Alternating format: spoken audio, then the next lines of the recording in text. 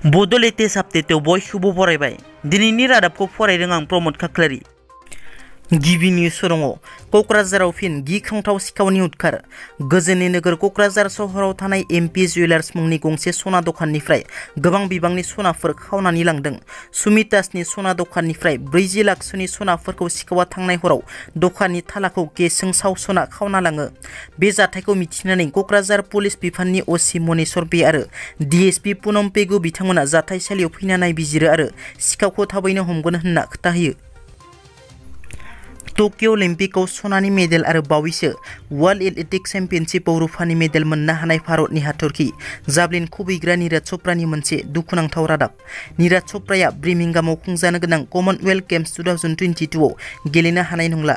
बिथाङा इन्जुरि जानायनि थाखाय कमनवेल्थ गेम्सआव बाहागो लानाय नंला। नीरज च'प्राया बावैसो वर्ल्ड एथलेटिक्स चेम्पियनशिपनि फाइनाल गेलेनायाव इन्जुरि जायो। जाहोनाव नीरज च'प्रा बिथाङा कमनवेल्थ गेम्सनिफ्राय गावनि मुंखौ बोखारना लाफिनो। United Tribal Organisation of Assam सुंद'यै UTOA नि आफादगिरि मार्कस बसुमतारीनि खौरांगिरि मेल। जों बयबो मिथिगौ जोंनि बर'फोरा गावनि हायावनो एभिक्सन खालामजाबोनायखौ गोजौ बिजिरसालिया ट्राइबेलफोरनि हायाव थानाय मोनथाय गैयै गुबुन मानसिखौ होखारनो बिथोन होनायनि उनावबो होखाराखै नामा? मानोना बे गोजौ बिजिरसालिनि बिथोनखौ थाबैनो मावफुंनो थाखाय UTOA नि आफादगिरिनि दाबि ट्राइबेलनि हायाव दखल खालामना थानाय मोनथाय गैयै गुबुन मानसिफोरखौ होखारनांगौनि दाबिजों UTOA नि खौरांगिरि मेल।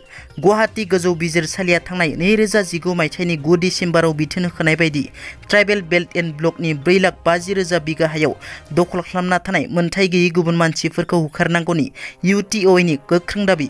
गोजौ बिजिरसालिया बिथोन होखानाय बायदि BTR सरकारखौ बिनि सायाव गोख्रों हाबा मावनो दाबि। BTR नि मोनफ्रोमबो सार्केल अफिसारफोरखौ एभिक्सन खालामनो हाबा मावनांगौनि थाखाय BTR सरकारा थाबैनो बिथोन होनांगौनि UTOA नि दाबि। मैया दिसपुरनि जनता भवनाव आसामनि मोनद' हारिनो STP मर्यादा होनायनि सायाव सावरायलायनो थाखाय मोनद' हारिनि दैदेनगिरिफोरखौ लिंहरनानै STP मर्यादा होनायनि सायाव सावरायालासे OBC नि जोहैनो बांसिन सुबिदा होनायनि बेबस्थानि सायावसो सावरायलायो आरो STP मर्यादा होनायनि सायाव फैगौ समाव एबा उनाव सावरायलायगोन होनना थगायना दोननायनि उनाव सानथालि फरायसा आफादनि गोख्रों हुमखि। मैयानि सावरायलायनायखौ फैगौ लकसभा बिसायख'थिनि थाखायसो सरकारनि नाटक होनना बुंथियो।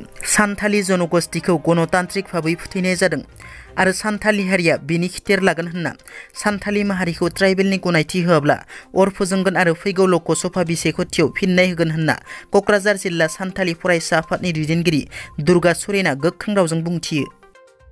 साख्रिनि एडभार्टाइजमेन्टनि गोरोन्थिखौ BTR सरकारा फोसाबफिनबाय। BTR सरकारा थांनाय 21 जुलाइ खालारखालि जुनार फिसिग्रा बिफान एनिमेल हासबेन्डारि एन्ड भेटेरिनारि डिपार्टमेन्टआव मोन 78 मासिनि साख्रि थिसनथाइनि फोसावथाइ होनायाव आसाम सरकारनि आयेन बादियैसो रिजार्भेसनखौ साख्रि थिसनथाइ होनायनि बाथ्रा मख'दोंमोन। बे गोरोन्थिखौ BTR सरकारा फोसाबनानै 6थि शेड्युलनि आयेन बादियै रिजार्भेसननि गेजेरजों साख्रि थिसनथाइ होनाय जासिगोन। मख'नो गोनांदि बे गोरोन्थियै फोसावनाय रिजार्भेसनखौ लानानै मैया BTC थिकादार गौतमनि नेहाथारि बिक्रम दैमारी बिथाङा गोजोननाय गैयै फोरमायदोंमोन। दिनैनि रादाबा एसेनोसै। नोंथांमोना जुदि आंनि चेनेलखौ दासिमबो साबस्क्राइब खालामाखै अन्नानै साबस्क्राइब खालाम। गोजोन्थों।